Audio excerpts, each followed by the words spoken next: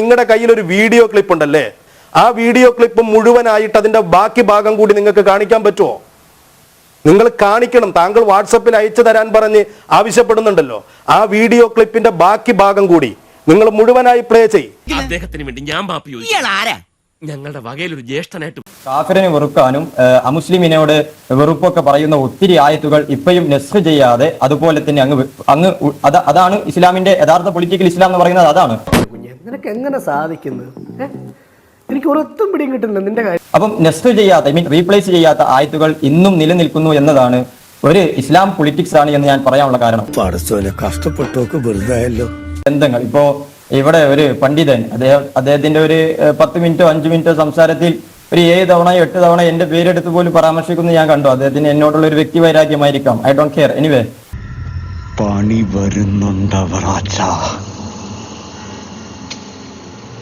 അപ്പൊ ഞാൻ പറയുന്നത്, ഞാനൊരു മദ്രസയിൽ പഠിച്ച ആളല്ല. ഞാൻ മദ്രസയിൽ പഠിപ്പിക്കാൻ വേണ്ടി വാർത്തെടുക്കുന്ന ഒരു പുരോഹിത വർഗത്തെ വാർത്തെടുക്കുന്ന ഒരു സ്ഥാപനത്തിൽ പഠിച്ച ആളാണ്. നാശത്തിലേക്കാ നിങ്ങൾ പോകുന്നത്. അത് ഞങ്ങൾ അങ്ങ് സഹിച്ചു. സോ ഇസ്ലാം എന്ന് പറയുന്നത് ഓരോ തെറ്റുകൾക്കും അതിന് വേണ്ട ക്രൈമുകൾ എന്തൊക്കെയാണ് അത് വളരെ കൃത്യമായി പറയുന്ന ഒരു പൊളിറ്റിക്സ് ആണ് ഇസ്ലാം എന്ന് പറയുന്നത്.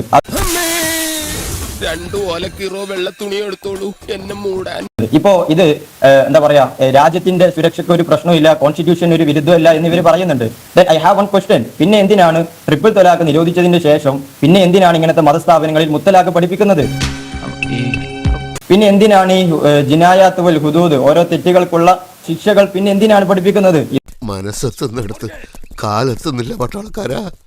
കോമൺ പീപ്പിളിന് അറിയില്ല. ഞാൻ വീണ്ടും വീണ്ടും ആവർത്തിക്കുന്നു, മുസ്ലിമീങ്ങൾ most of them 95 or 98 they are Innocent. പിന്നെ ഇവിടെ ആരൊക്കെ മരിച്ചു, ആരൊക്കെ എന്തൊക്കെ നേരിട്ടു എന്നൊക്കെ ചോദിക്കുന്നത് കണ്ടു. ആ ഒരു ചോദ്യത്തിൽ തന്നെ അതിന്റെ ഒരു ഇതുണ്ട്. ശരിക്കും നിങ്ങൾ മരിക്കേണ്ട, ബട്ട് ഞങ്ങൾ അത് ചെയ്തില്ല. ഓക്കെ, ആ ഒരു ധ്വനി ഉണ്ട് അവിടെ. ഇത് വടി കൊടുത്ത് അടി വാങ്ങുന്ന പരിപാടിയാണല്ലോ ബാബു. എന്താണ് ഇസ്ലാമിന്റെ നിയമം? വമൻ ഇർതദ്ദ ഫഖ്തുലുഹു. ആരെങ്കിലും ഒരാൾ ഇസ്ലാമിൽ നിന്ന് വിട്ടുപോയാൽ അവനെ നിയമം. അത്ര വലിയ ബന്ധങ്ങളിലേക്ക് പോണോ ശിവൻകുട്ടി? റേഷൻ കട മറന്ന് മണ്ണെന്ന് വാങ്ങണോ? ഇപ്പൊ അതിന്റെ ഇടയ്ക്ക് ഇവിടെ പണ്ഡിതൻ പറയുകയുണ്ടായി, ഓൺലൈൻ ക്ലാസ്സിൽ പൊതുസമൂഹം വീക്ഷിച്ചതാണ് എന്താണ് മദ്രസകളിൽ പഠിപ്പിക്കുന്നത് എന്ന്. അപ്പൊ ഈ അദ്ദേഹം പറയുന്നത് മദ്രസകളുടെ വിഷയം മാത്രമാണ്, മതപണ്ഡിതന്മാരെ വാർത്തെടുക്കുന്ന സ്ഥാപനങ്ങളെ കുറിച്ച് അദ്ദേഹം പറയുന്നില്ല. ഞാൻ ഉദ്ദേശിച്ചതിനെ ഇത് ജസ്റ്റ് ഒരു ഉദാഹരണം മാത്രമാണ്. ഇത് ഈ കൊറോണയുടെ സമയത്ത് തന്നെ മദ്രസകളിൽ 12ാം ക്ലാസ്സിലോ 10ാം ക്ലാസ്സിലോ പഠിപ്പിക്കുന്ന ഒരു അധ്യാപകന്റെ ഒരു വീഡിയോ ആണ്. ഇത് നിങ്ങളൊന്ന് കണ്ടു നോക്കുക.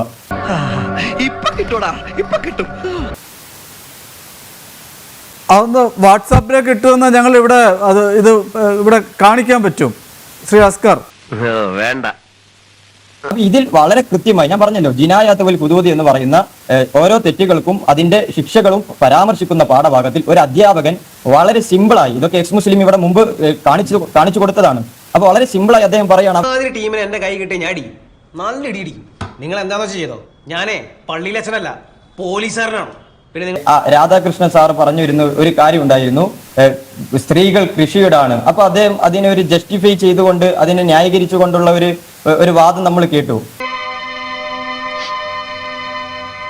ഒരു പുരുഷനോട് പറയാണ്, നിന്റെ സ്ത്രീ നിനക്ക് കൃഷിയിടാണ് എന്ന്.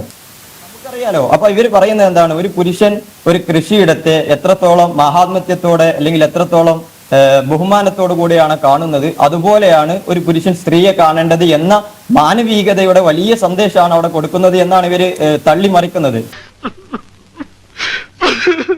Then I have one question. ഒരു കൃഷിയിടത്തിൽ ആണുങ്ങൾ മാത്രമല്ലല്ലോ ഉണ്ടാകാറ്, സ്ത്രീകൾ ഉണ്ടാകാറുണ്ടല്ലോ.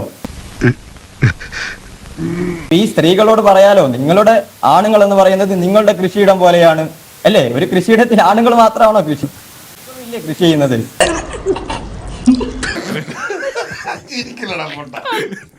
അപ്പൊ അങ്ങനെയല്ലല്ലോ പറയുന്നത്. അപ്പൊ സ്ത്രീകളോടും പറയണ്ടേ, നിങ്ങളുടെ കൃഷിയിടാണ് ആണുങ്ങൾ, നിങ്ങൾ എങ്ങനെയാണോ നിങ്ങളുടെ കൃഷിയിടത്തെ കാണുന്നത് അതുപോലെ നിങ്ങളും ഇതിനെ കാണുന്നില്ല. ഇതെല്ലാം ഒരുപാട് ജസ്റ്റിഫിക്കേഷൻ പുട്ടിയടിച്ച് ഇവരുടെ ബിസിനസ് നിലനിർത്തുവാനുള്ള പാവങ്ങളായ കോമൺ പീപ്പിളിനെ ഇങ്ങനെ പറ്റിച്ചുകൊണ്ട് ജീവിക്കുന്ന ആളുകളാണ്.